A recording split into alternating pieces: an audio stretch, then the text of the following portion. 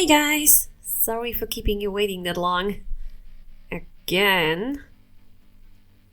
There was a lot going on, but now I can finally give you the long-promised episode 1 of my new series where I create a comic from scratch.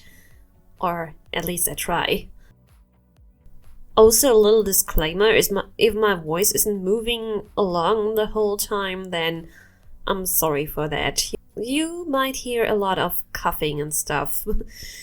I'm a bit asthmatic today because of my kitty. Wasn't here for a while. But yeah, let's keep going. Do you really want to stay in front of the camera the whole time? That might be a bit, distracting. Alright, I'll move off the screen for a while. So, in episode 0, I was studying other art styles in order to find out how I want my comic to look like, basically. So first you could see me coming up with a final style choice. And now we can start with the first character design. So, meet Nadra. She's basically the powerhouse of the main cast, and I like her a lot. Her personality is based off 2 really close friends of mine. So I wanted to also bring in some of the characteristics from the real persons into the design. But also try to keep in mind that Nadra is her own character. She was not supposed to look like a straight up copy of one of my friends. That was kinda hard to resist though. And I think you failed on that part, to be honest. She pretty much looks like one of those friends. Yeah, in the end I just stuck with it the most. Coming up with the clothes was also a really fun part. And yes, now looking back on this footage, I realize that this pose is really out of balance. She is leaning sideways a lot. But these are just some sketches from me to get ideas out. They don't need to be perfect. So with that out of the window, let's talk about the clothes.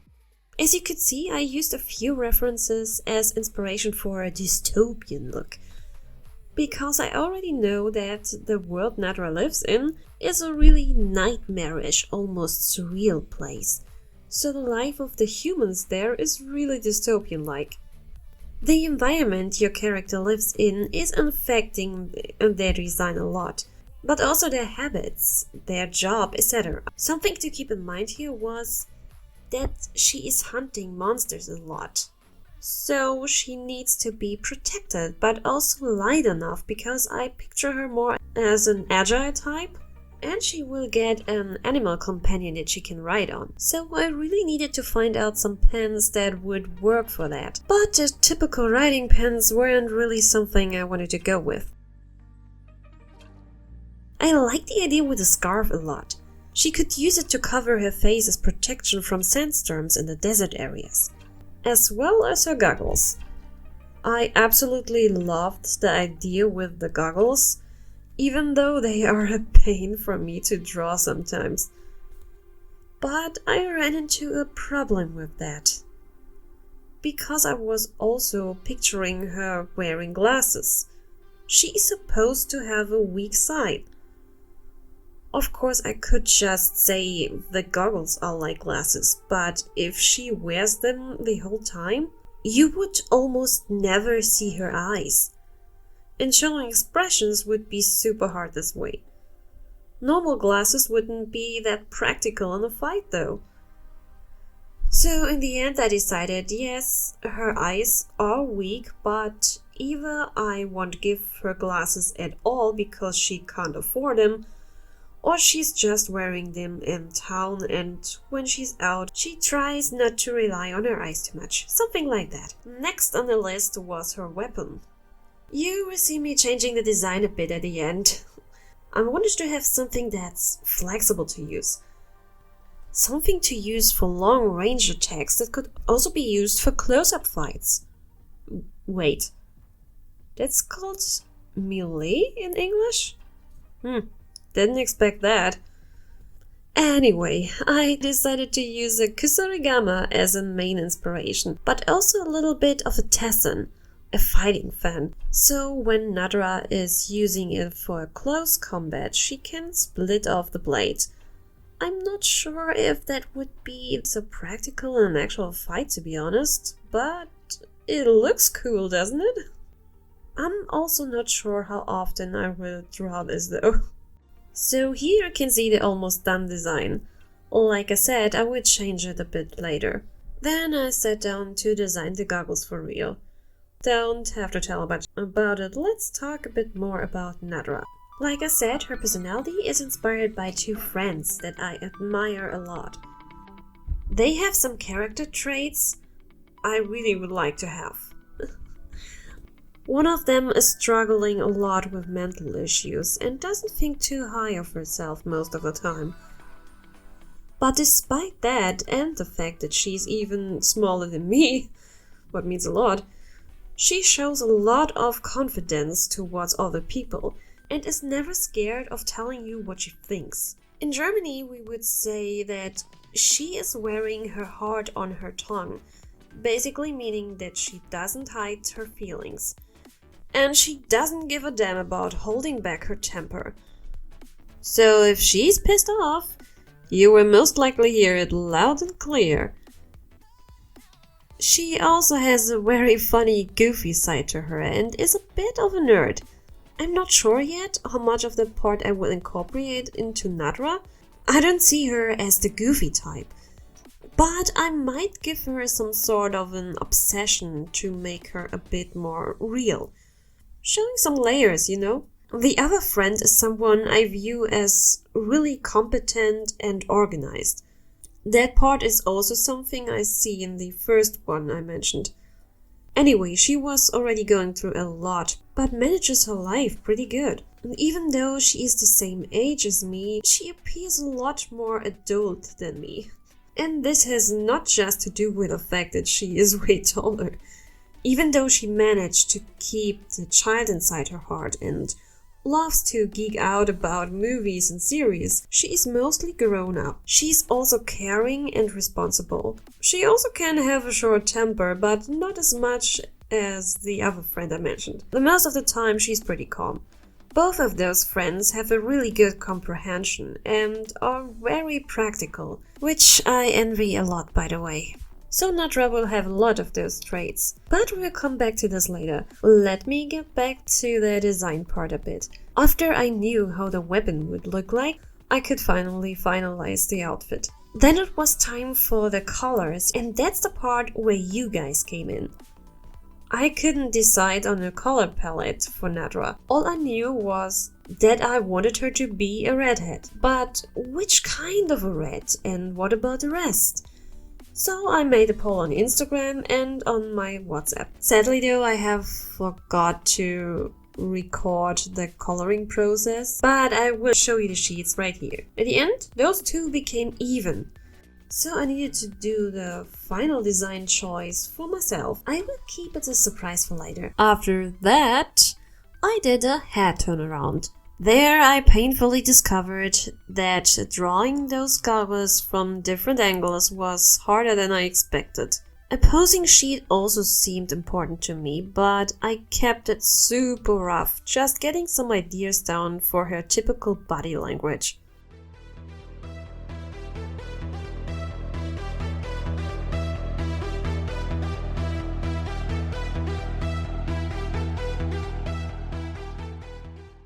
Then it was finally time for the presentation sheet. Now you can see which color palette has won. I decided this way for one simple reason. The orange hair was pretty close to yellow, and the other character in the cast will be blonde. I want to have a bit more variety between those two, so I stayed with version A. And as you can see, I also designed a little cape for her off screen.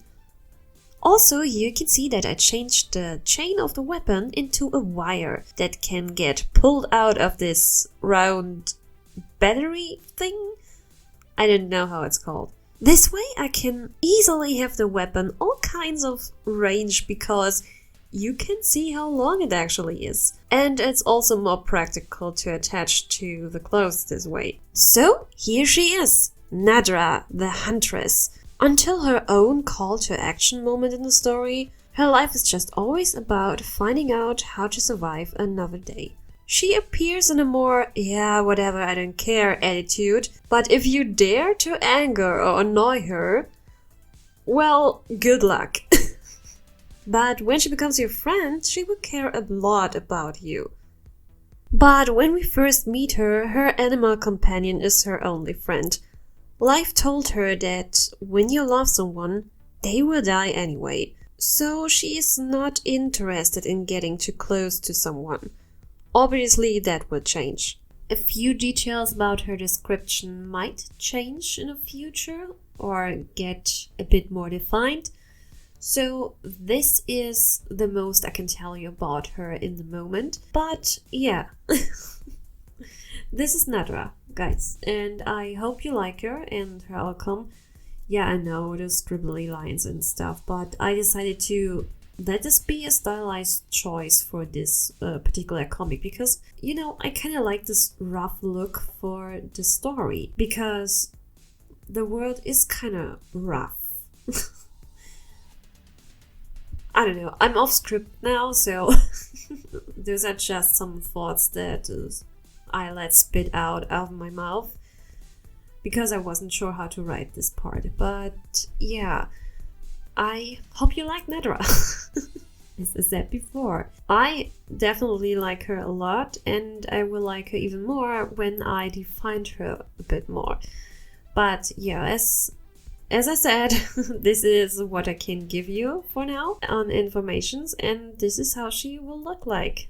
And I hope you're okay with the choice. You can also, of course, give me some helpful critiques down in the comments, and say what you think I could do better or where I could improve. And perhaps you also have some ideas for her more geeky side or something like this, or some kind of obsession. I'm not sure what kind of obsession I want to give her, but I would like to have something for her. Perhaps she's collecting some trash also? I'm not sure yet. But yeah.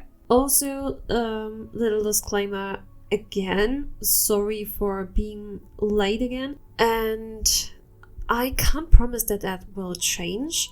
At the time this video is out, I will be most likely done with the commission I had. And trust me, this one was a beast.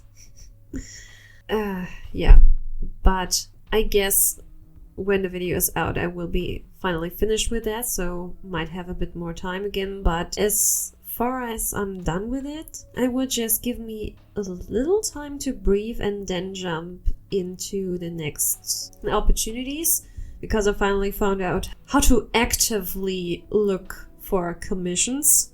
I watched a video on that. I always thought that I can just say on social media, hey, I'm open for commission, and I have to wait until someone responds to that, but this is not the case. There is a page where I can look it up, and yeah, that might change a lot. So I will try to get a few more commissions the next time, simply to get the money flowing a bit. And when I have saved up enough, I'm planning to do something. Of course, in the meantime, when I'm working on commissions, I will also try to keep track on my YouTube channel, but it will be slow.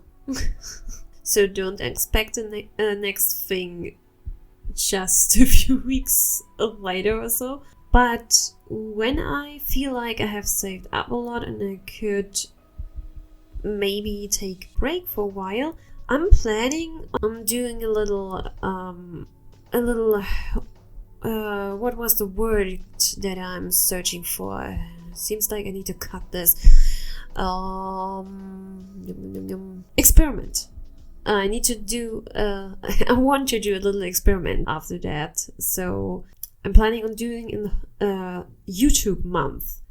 That, before you get too excited, it doesn't mean that I would put out a new video every single day of one in one entire month. That wouldn't be possible for that type of videos I'm doing. But I would like to do a whole month dedicated just to YouTube, which means that in this 1 month I would just work on YouTube stuff only.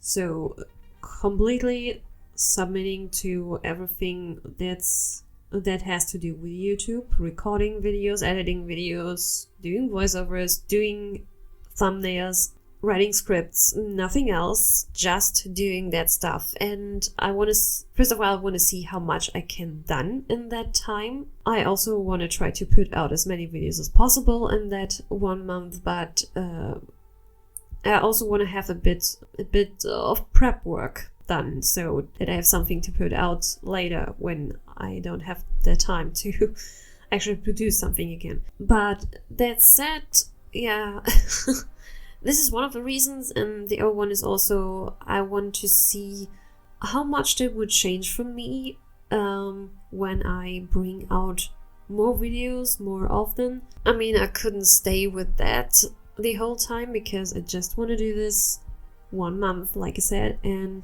then move on to other things again. But yeah, I would like to do this, but like I said, there will be a bit time passing before I actually do this because I first want to focus on doing more commissions. I'm not giving up on YouTube, definitely not. So if you don't hear from me for a really long time, that doesn't mean that this channel is dead, and you can stay, definitely. And I will try to keep you updated. You can also look at the community tab on my channel. Once in a while I actually writing something there to keep you updated, or I will keep you updated on Instagram if you're there. I post regularly in my stories to let you know about how my projects are going, not just YouTube but also other projects. So if you're interested in that and you have Instagram and you don't follow me there already, you can check it out. The link will be in the description, like the link to my coffee page, which I mentioned. I have a coffee. It's still going, so you can check it out and give me some money if you want to. Oh man, do you sound desperate? You do. I didn't ask you, Hugin. Okay, so okay, wow, this is going to be really long. I'm sorry, and sorry to future me for needing to edit this whole mess. But yeah, I guess I close this now. Oh shoot, how do I end this? I have to tune out, wear your seatbelt, stay hydrated. Wait a second, those are other people. I don't have a good outro yet. Oh, you're right. Stay nice to ravens. This is something that I'm always saying, right? And my cat is crying for attention. So, bye. Oh gosh, I'm such a professional.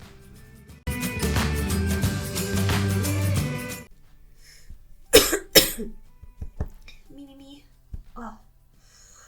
Oh well, that's a good start.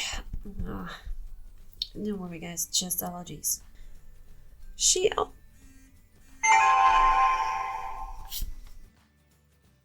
Come on, seriously. Start over again. Where was I?